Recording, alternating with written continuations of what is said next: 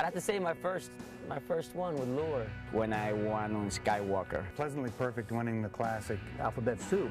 When we won with Northern Spur. Well, I think it's the one I win. Well, it'd have to be when Dreaming of Anna won it. Well, the atmosphere is full of adrenaline, and it starts right away because all the horses are great horses in every race. Of course, it's a very special day. You got all the best horses, best trainers, jockeys. It's an electric atmosphere. You can feel the tension and the excitement in the air. You know, it's just it's a wonderful place to be, and it's a wonderful day to have some runners. And it is Tempera to win it. And the Jockeys run is a lot of fun because there's a lot of riders for all over the place. And riders, you never see them, only in the Breeders' Cup. Yeah, it's quite an experience, jam-packed. A lot of excitement, you know. I mean, you meet friends from the East and from the West and from Europe and people that you've been associated with and racing all your life. We try to stay as cool as we can, but it's a nervous wreck situation when the races are coming right up to it. Or let's say the first week, if we go earlier, we're all right because we put out on our head that it's just another event. But once it's starting to get a little closer, that's when you start to get more into it, a nervous way.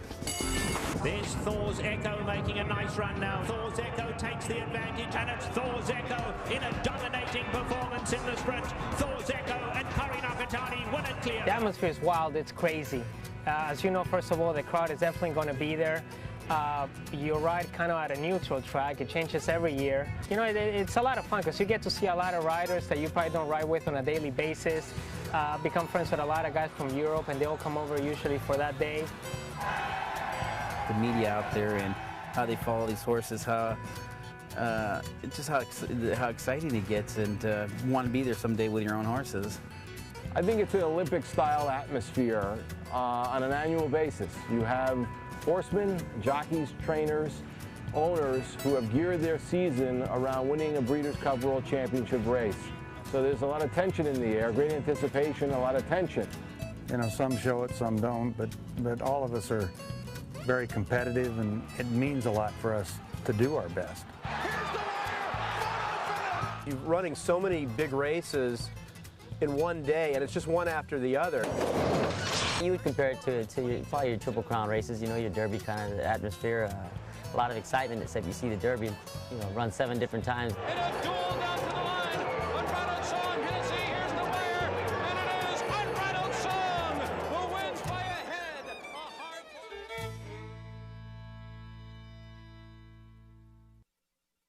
I rode him the first time, I think, going 5.5 or 3/4 of a mile at Hollywood Park, and I was very impressed with him because he was a very big horse. He didn't look like a sprinter, and as time went on, you know, my heart grew with him, and you know, he started showing me things that young horses don't do, and that was settling from off the pace and taking the dirt and trying to do right, even though the baby would show up and he would over-respond to what I was asking him to do from one extreme to the other, either rating or wanting him to pick up the horses.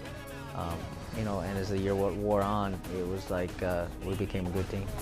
Stevie Wonderboy and Garrett Gomez romp in the futurity. Most of us, throughout the whole year, you know, you're dreaming about landing a horse that is good enough to run on that particular day. He broke really well. He had me in an ideal spot all the way up the backside. A horse that was like in the 2-hole or something like that started coming out up about halfway up the backside, kept coming out, and you know, he ended up shoving me across horse's heels, and my horse actually bobbled. He recovered fairly quickly, and then I was just hoping that I hadn't used him too hard to get him back in the situation that I thought was the ideal situation. Turn for home, you know, he kicked in and gave me that kick, and you know, he started to get a little tired, and I asked him for that 110%.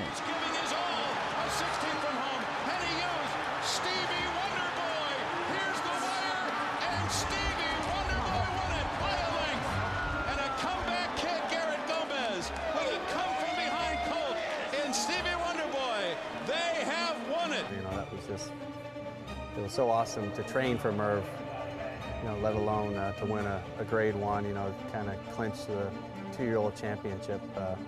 You know, it was just, that's something that I'll always remember.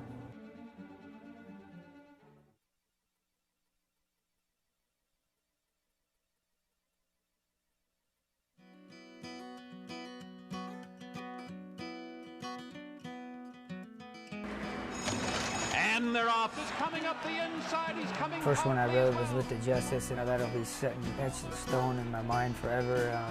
Just everything parted the right way. A great blur in the stretch. It's Lena Justice, the last to first winner of the stretch. And they're off.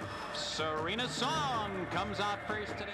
I always go into those races with a lot of optimism. I go in there and I think that all the horses are talented, and if you can get the right trip, you can win the race. And Jewel Princess is splitting horse. I wasn't the favorite in the race. I thought she should have been. I felt that she was better than Serena Song. I felt she was better than the filly Chris McCarron was riding in the race, and I thought I could win the race, and she proved them right.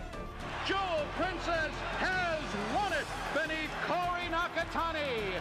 A big day for Corey Nakatani. This is a tough time in my life at the time, and you know, you got to be strong and move on. And like I said, I dedicated those to my sister Dawn.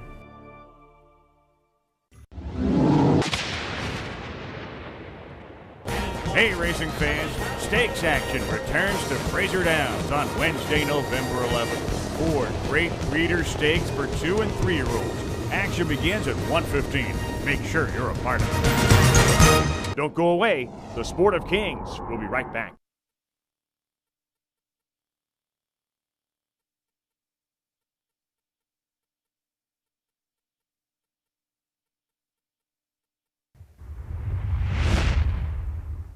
It's every trainer's dream from the beginning of the year on. It's like being in the Hall of Fame. It's kind of like the icing on the cake. Well, it is a lot important because it's a lot of money.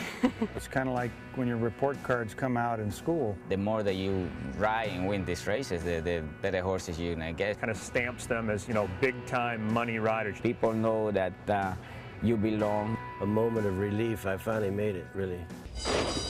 And they're off in the Breeders' Cup Classic. It was the biggest race, and the owners were a very close friend of mine. I remember I felt a lot of pressure in that race. I wanted to win so bad, you know, even though my horse didn't look like one of the favorites, but I knew I had a big chance. Take the man with one great move, but it is too late, and Skywalker, an upset winner with Pincay aboard to win the 3rd Breeders' Cup Classic. It was really important winning that big race, you know, big purse too. It helps. Chris Speckard was training Pleasant Tap at the time, and he was, I'm going to beat you in the Breeders' Cup. I'm going to upset you. I upset you here, I'm going to upset you again in the Breeders' Cup. I said, if my horse breaks good, and he's right, I don't think you can. As the gates broke, and he broke well. In the gate, and they are off in the 9th Breeders' Cup Classic. And AP Indy breaks well today, comes out running for the lead. AP Indy is running 6th. Jolifa is a wide 7th. AP Indy's dropped back in the pack. Pleasant Tap is in between horses. Now he's still about 7 lengths from the lead. Midway down the backside, I said to myself, I don't know if I'm going to be able to get out or get through. I can see Pleasant Tap on the outside of me, and I said, oh, Lord, that's all I need is Speckard to beat me, and I'll never hear the end of it. But fortunately, I got through around the turn, and AP Indy had so much horse at the quarter pool. When I got through it, he just excelled. AP Indy is finding his best stride, and he's moving powerfully in between horses as they move toward the top of the stretch in this 9th Breeders' Cup Classic defensive play. The Normal still there. AP Indy's in an all-out drive, and Pleasant Tap is coming with giant strides on the inside. They're coming to the finish. It is AP Indy in front. Pleasant Tap, one last run at him. AP Indy wins the Breeders' Cup Classic by 3 conclusive. A lot of riders never get that feel, and I was fortunate. I did have it.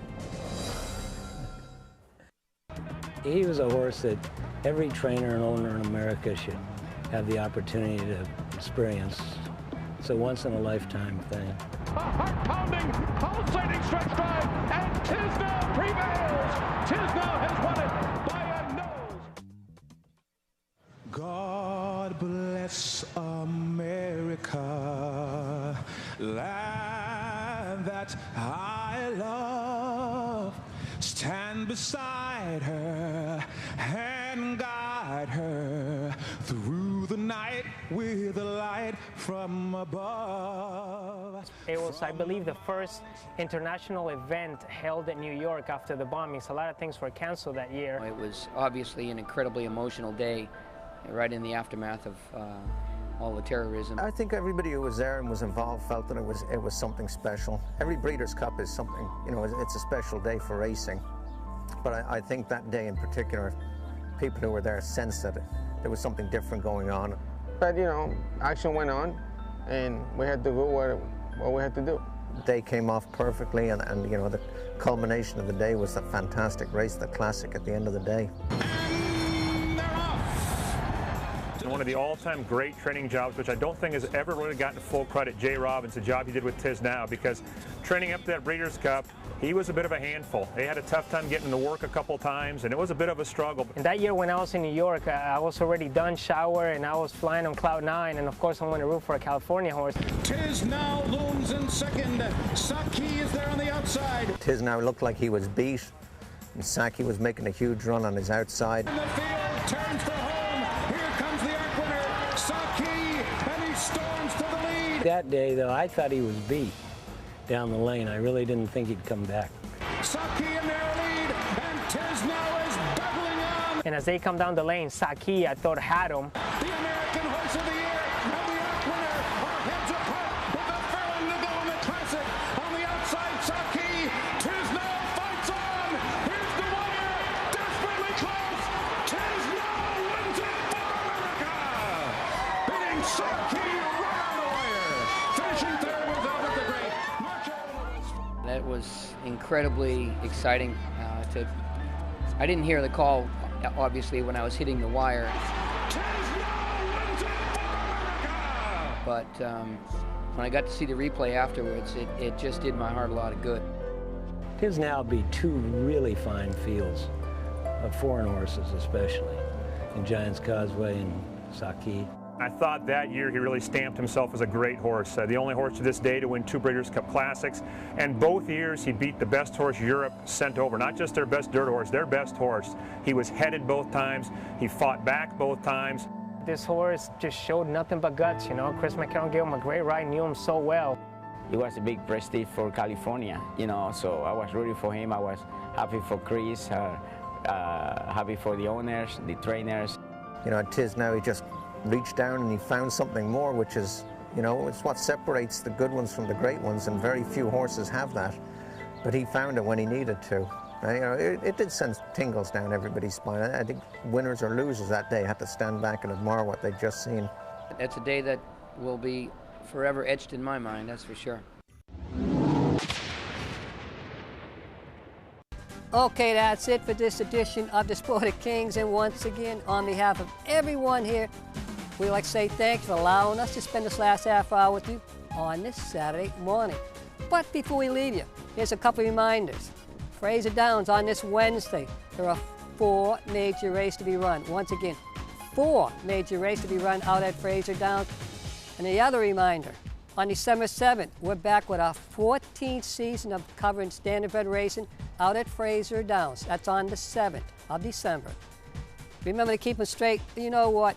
We're going to get you on the final turn, but most of all, enjoy the races this weekend.